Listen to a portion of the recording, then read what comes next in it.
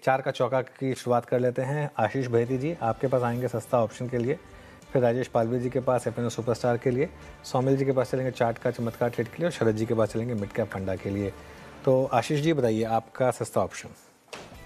जी सस्ता ऑप्शन के तौर पे हिंडाल्को मुझे हिंडाल्को की कॉल में खरीदारी की सलाह रहेगी। वापस मिडल में एक मोमेंटम अपसाइड में देखने मिल रहा है और हमें लग रहा है कि इससे ऑप्शन के थ्रू चेज करना चाहिए। तो 970 की जो कॉल है उसमें खरीदारी की सलाह है।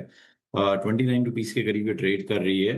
जो स्टॉप लॉस इसमें मेंटेन करना है वो 24 रुपए का एसएल मेंटेन करे।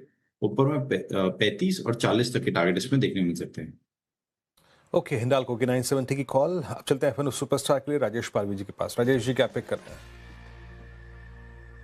तो बिरेन जी, यहाँ पे टाइटन पसंद आ रहा है। टाइटन में अगर हम देखें तो एक फॉलिंग ट्रेंड लाइन का ब्रेकआउट डेली चार्ट पे देखने को मिला और जिस तरीके से स्टॉक में का आउट परफॉर्मेंस बना हुआ है, हमें लगता है ये स्टॉक वापस अपने ऑल टाइम हाई ट्रेजेक्टरी पे बहुत जल्द पहुंचता हुआ ऑलमोस्ट उसकी ट्रेजेक्टरी में ही है। और तो हमें लगता है यहाँ से मोमेंटम 4300 4320 की तरफ बढ़ेगा। टाइटन फ्यूचर्स बाय किए जा सकते हैं। On the down side stop loss रखेंगे करीब 4195 के आसपास।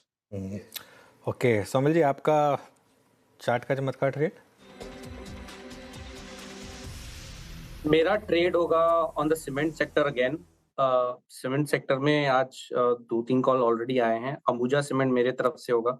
एक inverted head and shoulder pattern बना है, 20-40 डेली मूविंग एवरेज के ऊपर चल रहा है। आज बहुत ही अच्छा मोमेंटम है। मुझे लगता है even in the medium term outlook एक अच्छा मोमेंटम कंटिन्यू रह सकता है इसमें। स्टॉप लॉस रखेंगे 528 पर और टारगेट होगा 570।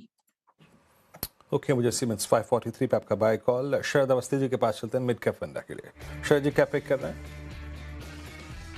जी हमारा मिड कैप फंडा होगा KPIT tech. Company software defined vehicles में एक लीडिंग पोजीशन रखती है और हमारा मानना है कि पिछले कुछ समय में एशियन काउंटर पार्ट्स ने थोड़ा सा स्लो डाउन दिखाया था। यूएस वगैरह से भी वो स्लो डाउन आया था, बट अब FY27 में वो स्लो डाउन लगभग रिकवर हो जाना चाहिए और वहां से लगातार हमें इम्प्रूवमेंट दिखनी चाहिए।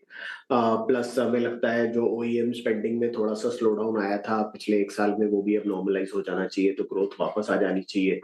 और कंपनी में EBITDA मार्जिन वगैरह स्ट्रांग है, स्ट्रांग प्रेजेंस है एसडीवीज में, जिसका फायदा आने वाले समय में मिलना चाहिए। वहां पे टाइम एक्सपेंशन भी अगले 4-5 साल में काफी तगड़ा होना चाहिए। तो हमारे अनुमान के हिसाब से अगले साल करीब कंपनी